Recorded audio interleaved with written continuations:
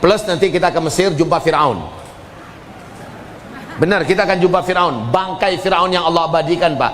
Ternyata wajah Fir'aun itu betul-betul mirip dengan seseorang yang ada di Indonesia ini. Lihat saja Bapak Ibu, kalau lihat kok mirip si Fulan ya. Benar-benar Pak, mirip sekali. Nah, siapakah orang di Indonesia ini? Saya tidak mau kasih tahu ya. Tapi asal Bapak Ibu melihat langsung, benar nih, mirip banget, 100%. Saya juga heran kok bisa mirip.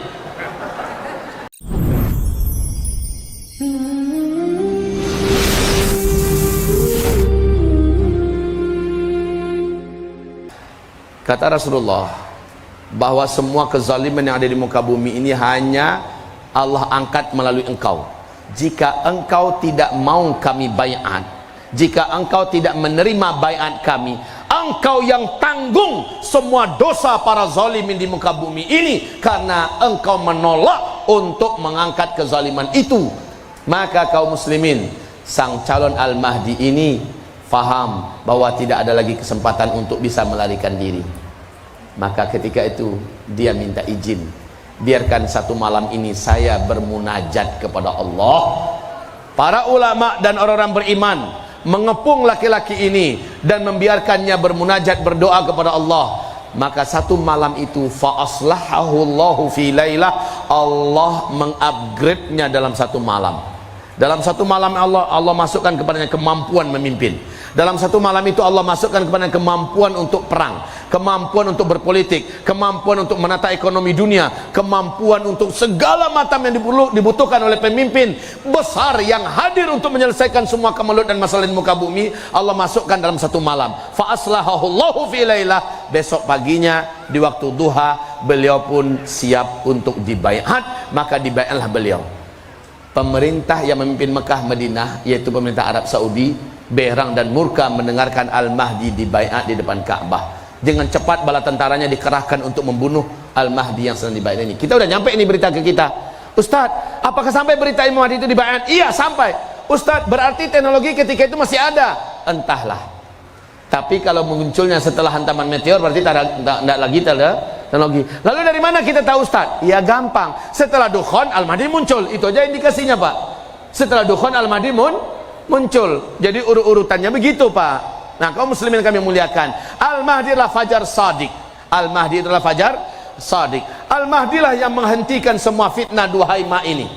Nah, yang terakhir ketika semua gelombang fitnah duhaima ini padam oleh Imam Mahdi. Jadi Imam Mahdi ini muncul, Bapak Ibu, semua kondisi yang ada di muka bumi ada di seburuk-buruk keadaan. Al-Mahdi lah yang menghentikan peperangan. Al-Mahdi lah yang menjadikan negara-negara tegak kembali keadilan. Al-Mahdi lah yang meratakan keamanan. Al-Mahdi lah yang menyebabkan tidak ada lagi bencana-bencana alam. Kenapa? Barakah dan ridha Allah tertumpah untuk negeri-negeri yang sudah dimasukkan oleh Imam Mahdi dan orang beriman. Masya Allah. Dan dalam hadis riwayat Imam Ahmad, Rasulullah bersabda, ketika Dajjal nanti lepas, sebelum ia muncul ke tengah-tengah manusia, pekerjaan Dajjal yang pertama adalah melepaskan dan membebaskan seluruh setan-setan terkuat, setan-setan terjahat yang dibelenggu dan dipenjara oleh Nabiullah Sulaiman alaihi salam. Dan setan-setan itu hari ini sudah gentayangan memimpin setan-setan yang ada di muka bumi dari bangsa jin. Maka setan-setan ini tak akan terkalahkan, Pak. Tak akan terkalahkan. Wahai hamba-hamba Allah, siapa yang bisa mengatasi itu semua? Nanti Isa alaihi salam. Kalau sudah berurusan dengan setan, bukan Imam Mahdi lawannya. Dajjal takkan mampu dilawan oleh Imam Mahdi, karena Imam Mahdi hanya bisa menyelesaikan setan-setan manusia. Tapi kalau sudah berkaitan dengan setan jin, maka yang mampu menaklukkannya hanyalah Nabi Isa alaihi salam. Paham Bapak Ibu? Paham? Jadi Bapak Allah yang kami muliakan, oke. Sejauh ini yang saya uraikan berkaitan dengan fitnah duhaima, ini maksud dengan fitnah akhir zaman itu adalah fitnah duhaima. Target fitnah duhaima apa tadi? Target fitnah duhaima apa tadi? Itu di bawah. Murtad. Apa lagi? Menjadi munafik. Apa lagi? Menjadi fasik, zalim. Ini targetnya. Nah, kaum muslimin yang kami muliakan, kemasannya adalah demokrasi, kesyirikan, HAM, terorisme, radikalisme, aliran sesat, Islam, maksiat, mungkarat, semacamnya. Dan ini memanen. Panennya adalah bumi ini tak sanggup lagi memikul dosa-dosa yang dibuat. Akhirnya terjadilah kemarau, gempa-gempa, gunung-gunung meletus, tsunami, ya, kelaparan, pembunuhan, kehancuran ekonomi dunia, perang dunia III, dan meteor menghantam bumi. Meteor ini menghentikan semua teknologi. Wahai hamba Allah, jagalah dirimu dan keluargamu dari fitnah akhir zaman. Fitnah itulah fitnah Duhaima. Kalau begitu cara menjaganya bagaimana? Tak ada jalan lain. Saran saya, jadilah mukmin haqqan di akhir zaman ini. Fanatiklah kepada Al-Quran, fanatiklah mengamalkan sunnah. Jangan lepaskan jangan lepaskan diri dari satu ikatan pun dari ikatan-ikatan Islam. Jadilah muslim yang kafah. Ya ayyuhalladzina amanu udkhulu fis silmi kafah wala tattabi'u khutuwatis syaitan. Jangan ada satu langkah pun dari hidup kita ini yang mengikuti budaya trennya barat dalam bidang apa saja. Fanatiklah kepada Islam. Ustaz mengajarkan Islam radikal ya? Iya. Mau apa? Saya mengajak menjadi muslim yang kafah kok. Ya itu yang Islam radikal. Iya, lalu mau apa?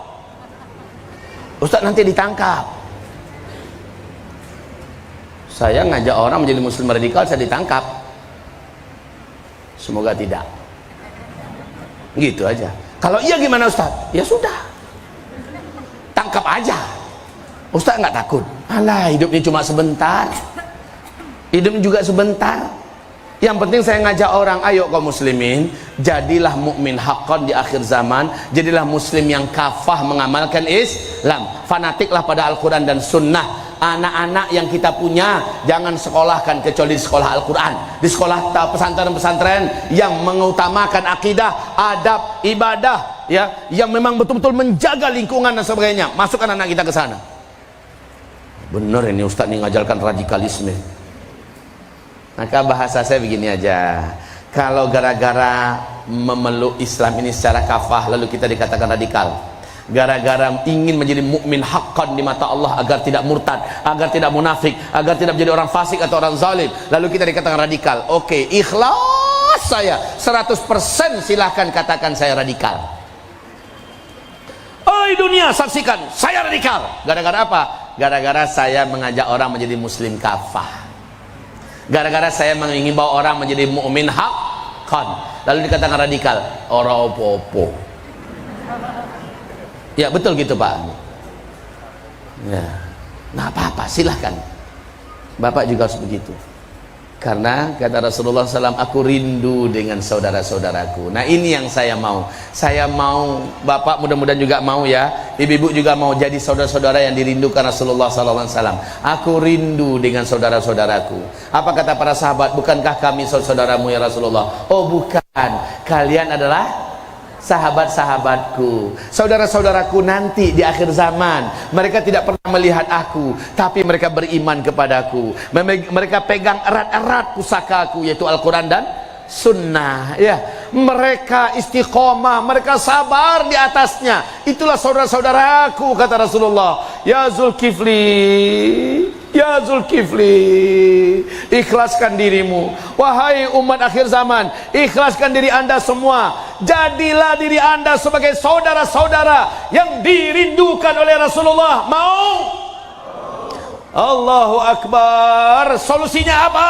Fanatiklah kepada Al-Quran dan Sunnah di akhir zaman ini. Tak ada yang bisa melindungi kita pada fase keempat kecuali kembali kepada Islam secara kafah, total. Dalam masalah makanan, dalam masalah bisnis, dalam masalah belanja, dalam masalah pergaulan, dalam masalah pendidikan, dalam masalah kesehatan, kembali kepada Islam.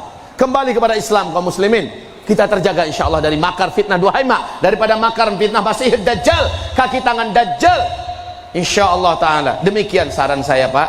Jadi saya rasa kita sudah sampai di penghujung pengajian ini. Begitulah cara melindungi diri dan keluarga kita dari fitnah akhir zaman, yaitu kembalikan diri kita kepada Islam yang kafah, dan kita menjadi saudara Rasulullah, ghuraba yang dirindukan. Tuba lil ghuraba, berbahagialah, beruntunglah orang-orang yang dianggap aneh dan asing di akhir zaman.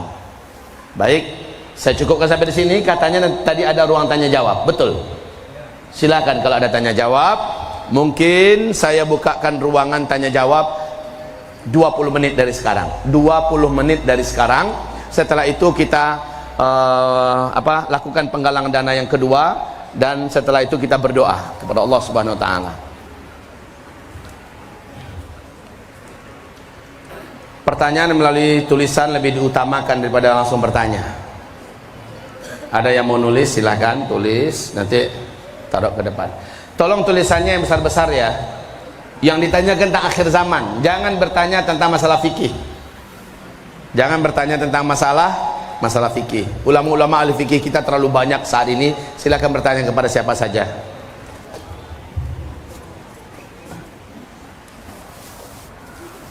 Sudah, Pak? Ya. Duduk sebelah saya, Pak. Mic-nya cuma satu.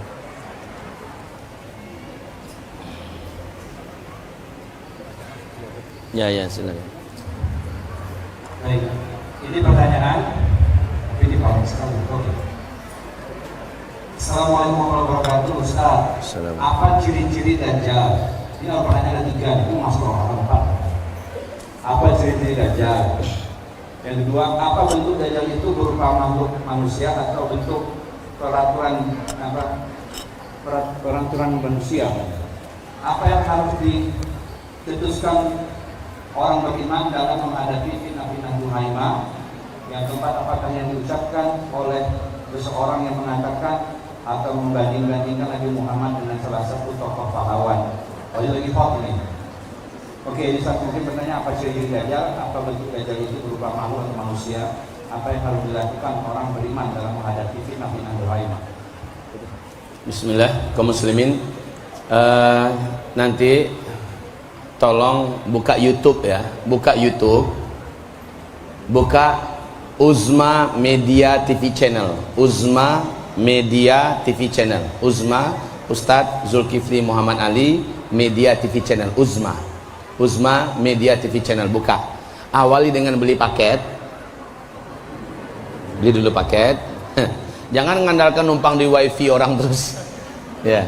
Jadi setelah itu buka YouTube, tulis Uzma Media TV Channel. Ada pembahasan saya khusus tentang masalah membongkar rahasia dan fitnah Al-Masih Ad-Dajjal.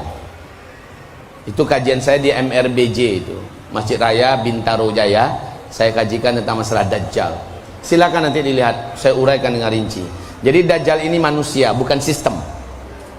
Manusia ya, seorang laki-laki kata Rasul, normal kayak kalian, tetapi fisiknya agak sedikit kurang normal. Dia sedikit lebih pendek dari kalian. Demikian kata Rasulullah SAW. Lehernya lebih panjang sedikit dibandingkan kalian. Rambutnya kribo. Pernah ingat penyanyi legendaris dulu Ahmad Albar? Nah, tapi dia bukan Dajjal ya. Rambut Dajjal itu arah-arahnya ke situ. Ya. Lalu bagaimana cara selamat dari Dajjal? Di mana kemunculan Dajjal nanti? Apa tanda-tanda Dajjal? Itu lengkap, Bapak. Kenapa hari ini saya berani mengatakan Dajjal itu sudah lepas dan bebas? Wahai Bapak Ibu yang kami muliakan, saya berani mengatakan itu karena hadis-hadis yang sahih yang mendukungnya dan fakta yang ada hari ini yang tidak bisa ditutup-tutupi. Tanda-tanda Dajjal lepas ada di Syam. Tolong nanti kitab ini benar-benar Bapak miliki, baca Pak. Rinci tanda-tanda besar hari kiamat itu terbanyak dilakukan di Syam. Tentang Dajjalnya, tentang Nabi Isanya, tentang Imam Mahdinya, tentang kekuasaannya Ya'juj dan Ma'jujnya dan sebagainya. Perang Malhamah Al-Kubronya itu terjadinya kebanyakan di Syam. Dan tanda-tanda Dajjal keluar hari ini adanya di Palestina. Bapak mau bukti? Silahkan nanti Maret bareng saya berangkat ke Baitul Maqdis, insya Allah. Maret bareng saya berangkat, kita ke Baitul Maqdis. Kita akan sholat di Masjidil Aqsa. Dari situ kita nyambung ke Madinah, baru ke Mekah. Jadi 3 Masjidil Haram langsung kita kunjungi dalam satu kali perjalanan. Plus nanti kita ke Mesir jumpa Fir'aun. Benar, kita akan jumpa Fir'aun, bangkai Fir'aun yang Allah abadikan Pak. Ternyata wajah Fir'aun itu betul-betul mirip dengan seseorang yang ada di Indonesia ini. Lihat saja Bapak Ibu, kalau lihat kok mirip si fulan ya, bener-bener Pak, mirip sekali. Nah, siapakah orang di Indonesia ini? Saya tidak mau kasih tahu ya, tapi asal Bapak Ibu melihat langsung, bener nih, mirip banget 100%. Saya juga heran kok bisa mirip. Nah, itu bonusnya kita ke Mesir ya. Kemudian setelah itu baru kita ke Yordania. Jadi ada 4 negara yang kita kunjungi: Mesir, Palestina, Yordania, dan Arab Saudi. Insya Allah 1 kali perjalanan. Bulan Maret nanti pendaftarannya, terakhir itu bulan Januari. Nah, brosurnya ada di luar. Brosurnya ada di luar. Apa masih ada Pak? Sudah habis ya? Silakan Pak, berikutnya. Ketika masa khilafah kedua, apakah kita perlu bekerja mengingat sudah tak ada teknologi dan infrastruktur dan seluruh isi bumi keperluan oleh Allah SWT. Jadi maksudnya Ustaz, dalam nanti belajar khilafah kedua nanti, apa kita masih bekerja mengingat sudah teknologi sudah tidak ada dan infrastruktur seluruh isi bumi? Ada juga pengumuman penting saya sampaikan. Kemarin kan sempat heboh ya, meteor pertengahan Ramadan 1441 ini akan menghantam bumi lalu terjadi dukhon. Ya, lalu disampaikan sebuah hadis. Wahai kaum muslimin, itu bukan dalil kita. Bahwa hadis yang dipakai oleh Syekh Ibnul Jauzi dikatakan hadisnya maudhu', palsu. Ada sekelompok ulama hadis mengatakan hadisnya dhaif jiddan, lemah sekali. Maka dalil itu tak bisa kita jadikan sebagai rujukan kita untuk hantaman meteor di pertengahan Ramadan. Ya, memang benar 1441 Ramadan, hari tanggal 15-nya bertepatan dengan hari Jumat. Dalam hadis dhaif jiddan itu pas pertengahan Ramadan, hari Jumat, ya, di subuh hari kalian yang sedang baru selesai melaksanakan salat ibadah subuh, lalu tiba-tiba terdengar dentuman besar di langit. Larilah kalian ke dalam rumah, tutup pintu, tutup jendela, ya, masuk ke dalam kamar, tutup kamar, lalu berselimutlah dan sujudlah ke arah kiblat, bacalah subhanal qudus subhanal qudus. Itu hadisnya dhaif jiddan, lemah sekali. Hadis dhaif jiddan tidak bisa dijadikan sebagai pegangan dalam urusan akidah. Maka yang cukup kita imani adalah tanda-tanda. Kalau ini penting kita imani, tanda-tanda. Maka pengumuman saya, kapan kita harus lari, kapan kita harus sembunyi, kapan? Kalau nggak salah pembahasan kita ba'da zuhur nanti ada kajian ya? Di mana? Ba'da asar. Oke. Nanti tanda-tandanya itu yang paling penting untuk Bapak Ibu dapatkan, yang saya katakan tadi. Meninggal nggak besok-besok nih Raja Salman? Entah dari sekarang sampai Ramadan, meninggal nggak Raja Salman?